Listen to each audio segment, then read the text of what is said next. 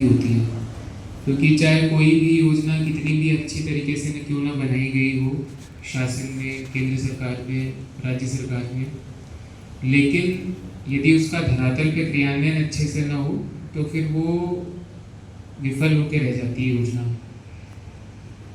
हम देखते हैं कि जिन योजनाओं में लाभार्थियों का चयन ठीक से होता है, फिर उन योजनाओं के प्रति लोगों के मन में विश्वास भी अधिक होता है, जन कल्याण भी अधिक अच्छे तरीके से होता है। और इन सब में ग्राम पंचायतों की भूमिका की अगर बात करें तो इसमें आप सबका इम्पोर्टेंस और आप सबके रोल बहुत इम्पोर्टेंट होता है। विलेज लेवल पे हम देखें तो शायद सबसे ज़्यादा दो लोगों का अगर चयन किया जाए जो महत्वपूर्ण होते हैं तो वो लेखपाल और सचिव ही होते हैं। लेकिन इसमें भी लेखपाल की जो भूमिका होती है वो ज़्यादा भूमि संबंधित होती है, और विकास कार्यों की अगर बात करें तो पूरा दारोमदार आप लोगों के ऊपर होता है कि आप सब योजनाओं के बारे में जानकारी भी अच्छे से रखें, उस जानकारी तो को सभी लोगों तक अच्छे से पहुंचाएं। ग्राम पंचायत के जो प्रधान हैं, बाकी सदस्य हैं, उनको अपना पूरा सहयोग दें कि जिससे कि वो भी अपने विजन के अनुसार ग्राम पंचायतों में विकास के कार्य कर सकें। तो इन सब बातों को ध्यान में रखते हुए ही इस चीज़ की आवश्यकता को समझा गया कि अलग अलग विभागों में जो योजनाएं चलती हैं वो समय के साथ परिवर्तन होता रहता है। आप में से कुछ लोग बहुत पहले हो सकता है सेवा में आए हों, तो जब आप आए थे तो हो सकता है कि योजनाओं का स्वरूप अलग रहा हो, नाम अलग रहा हो, लाभार्थियों का चयन की प्रक्रिया अलग रही हो। खास करके पिछले 10-12 साल में, 15 साल में तकनीक का प्रयोग बहुत ज़्यादा महत्वपूर्ण हो गया है। डीबीटी लगभग सभी योजनाओं में हो रहा है। पहले जिस चेक का वितरण होता था उस टाइप से नहीं हो रहा है। फिर कई बार ये होता है कि योजनाओं में उनकी शर्तों में थोड़ा थोड़ा परिवर्तन होता रहता है कि अभी जैसे मैं देख रहा था एक योजना आपकी है, उसमें मेरा दिमाग में आ नहीं रहा योजना का नाम, लेकिन उसमें जो लाभार्थी की आयु थी वो 40 से बढ़ाकर 50 वर्ष कर दी गई है। कल परसों ही मुख्यमंत्री आवास का विधवा कैटेगरी वाला। तो इस तरह की चीज़ें अगर आपको पता नहीं होंगी तो हो सकता है कि आपके सामने कोई जेन्युइन लाभार्थी आए और आपको पता ही नहीं हो। हालांकि ये चीज़ मुझे जान के बहुत अच्छा लगा कि आपको सबको जानकारी दी कि सबने बिल्कुल एक सुर में योजना का नाम भी बता दिया। लेकिन अगर किसी को मान लीजिए जानकारी नहीं होगी तो हो सकता है जो पोटेंशियल लाभार्थी हैं वो उसका लाभ पाने से वंचित रह जाए। इन सब चीज़ों को ध्यान में रखते हुए ये कार्यशाला का आयोजन किया गया है। मैं अभी मुझे सीडीओ साहब ने बताया कि जितने भी मटेरियल हैं वो आपको व्हाट्सएप भी कर दिए जाएंगे, ताकि मुझे वैसे तो उम्मीद है कि आप सब अच्छे से नोट भी कर रहे होंगे, अपने दिमाग में भी रख रहे होंगे चीज़ों को, लेकिन फिर भी अगर आपको लगता है तो बाद में भी आप इन चीज़ों को रेफ़र कर सकते हैं। इसके साथ साथ मेरी एक रिक्वेस्ट आप सबसे होगी कि इसको एक लेक्चर की तरह न लें, बल्कि टू वे इंटरेक्शन की तरह लें इसको, पूरे सेशन को। और आप अपना चाहे तो फीडबैक भी दे सकते हैं कि इस योजना के जो प्राविधान हैं उनको तो खैर हम नहीं परिवर्तन कर सकते, लेकिन उसको लागू करने में किस तरीके से हम सुधार कर सकते हैं। जैसे एक उदाहरण मेरे दिमाग में भी आया है कि दिव्यांग जनों के लिए पेंशन की जो योजना होती है उसमें आपका ग्राम सभा का प्रस्ताव चाहिए होता है। तो कई बार हम देखते हैं कि फाइल आती है कि ग्राम सभा का प्रस्ताव नहीं होने की वजह से वो लोग उनका निरस्त हो जाता है। वो हमें पता है कि दिव्यांग हैं, पात्र हैं, सब कुछ है, लेकिन फिर भी हम नहीं कर सकते, जो कि बहुत छोटी सी चीज़ है। तो उसमें हमारी सबकी कोशिश होनी चाहिए कि ऐसे जितने भी लोग हैं जिनका पूर्व में इस कारण से निरस्त हो चुका है उनका एक अभियान चलाकर ग्राम सभा का प्रस्ताव कराया जाए और फिर से उनका आवेदन कराया जाए, जिससे कि अगली बार उनकी अप्रूव हो जाए एप्लीकेशन और जो उनकी पेंशन है वो भी समय से मिलने लग जाए। फिर अभी हाल ही में ज़ीरो पॉवर्टी का तो एक अभियान चलाया ही है जिसमें आप सब ने काफ़ी अपना योगदान दिया। तो योजनाएं आती रहेंगी नई नई, उसमें सुधार भी होता रहेगा, नई योजनाएं भी आएंगी।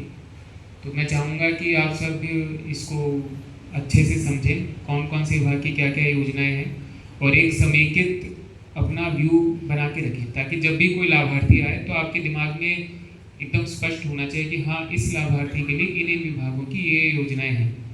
भले ही हो सकता है वो कार्रवाई आपके स्तर से न होनी हो, लेकिन अगर आपको पता होगा तो आप अच्छे से गाइड कर पाएंगे उन लोगों को और मेरा मानना है, मुझे लगता है, यदि आप इस तरीके से गार्जियन की तरह गांव में रहने वाले सभी लोगों को गाइड करेंगे कि कैसे सरकार की योजनाओं का लाभ उनको मिल सकता है, तो धीरे धीरे आपकी स्टैंडिंग भी उस ग्राम पंचायत में, उस क्षेत्र में बहुत ज़्यादा अच्छी होगी। लोग आपके काम को, आपकी कार्यशैली को भी उसकी सराहना करेंगे। और जाहिर सी बात है, जब हम किसी का अच्छा करते हैं, किसी का भला करते हैं, तो फिर उसकी दुआएं भी मिलती हैं, उसका भी फ़ायदा होता है। तो बस ये मैं चाहूँगा कि आपके मन में जो क्वेश्चन आ रहे हैं उनको भी आप बिना किसी संकोच के पूछें, उसमें कोई आप संकोच न करें।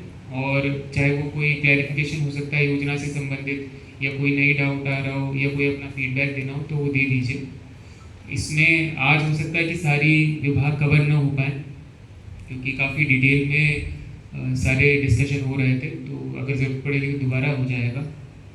फिर अभी सीडीओ साहब से कल परसों में डिस्कशन भी हो रहा था हमारा कि आपके लिए एक अलग से भी और सेशन रखा जाएगा, तो उसमें भी आप सब पार्टिसिपेट करिएगा।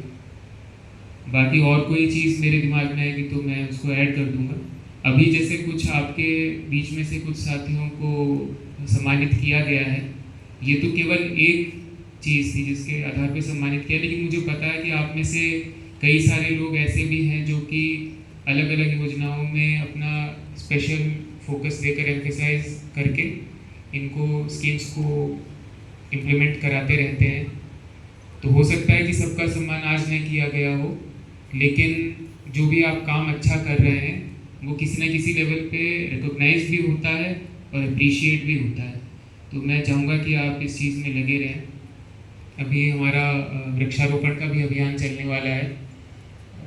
इस बार मेरे ख्याल से जो मियावाकी के लिए जगह चिन्हित की गई थी, उसमें इजाफा किया गया पिछले साल की तुलना में। तो मैं चाहूँगा कि पहले जो मियावाकी में लिए गए थे एरिया, वो जिस जिसके भी कार्यक्षेत्र में आते हों, आप उनको भी एक बार देखें और इंश्योर कर लें कि वहाँ पर जो पौधे अगर 10-15% अगर सर्वाइव नहीं किए हैं, तो उनका दोबारा प्लांट कर दिया जाए, जिससे कि वो जो एक सघन वनीकरण की का विजन था, वो उस सघन वन की तरह ही डेवलप हो।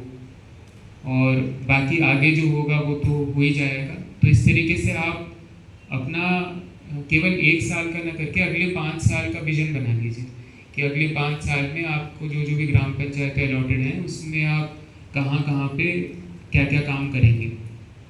इसमें आपको जो आपके क्षेत्रीय लेखपाल होंगे उसके साथ भी समन्वय होना ज़रूरी है। तो एक मैं ये भी चाहूँगा कि आप लेखपाल से बात करके पूरा लिस्ट बना लें कि कौन कौन सी सरकारी भूमि है आपके ग्राम पंचायतों में, क्योंकि जब भी कोई योजना आती नहीं तो अचानक से हम ढूंढते हैं कि इस योजना को कहाँ पर इम्प्लीमेंट किया जाए, क्योंकि बिना ज़मीन के तो कोई भी नया निर्माण भी नहीं हो सकता। कोई सेंटर बनाना हो, चाहे कोई स्कूल बनाना हो, तो ज़मीन चाहिए होती है। तो हम लास्ट मोमेंट पे हमें भाग दौड़ करनी पड़ती है, ढूंढना पड़ता है। तो पहले से अगर आपके यहाँ पे पूरा इन्वेंट्री बनी होगी, डेटाबेस बना होगा, तो ये दिक्कत नहीं आएगी। और जो बाकी आपके गांव के प्रोमिनेंट स्टेक होल्डर होते हैं, चाहे वो स्कूल के प्रिंसिपल हो सकते हैं, या आंगनबाड़ी हो सकती हैं, या आशा हो सकती हैं, तो उनके साथ भी बीच बीच में आप बैठक कर लिया करिए कि उनका काम किस तरीके से चल रहा है, क्या उन्हें कोई सहयोग चाहिए। कई बार हम देखते हैं कि टीकाकरण में लोग हैं, उन्हें वैक्सीन लगाने से थोड़ा सा एप्रीहेंशन होता है कि कहीं इससे बुखार ना हो जाए, या कोई अन्य नुकसान ना हो जाए, या फिर कुछ भ्रांतियाँ होती हैं मन में। तो ऐसे में जागरूकता सभी लोगों तक पहुंचाने में और सही बात पहुंचाने में आप लोगों की भूमिका बहुत महत्वपूर्ण हो सकती है। तो जो अन्य विभाग के ग्राम स्तरीय कर्मचारी हैं, तो उनसे भी आप समन्वय बना कर रखें, ताकि एक कॉम्प्रिहेंसिव जो डेवलपमेंट का प्लान है वो हमारे दिमाग में रहे।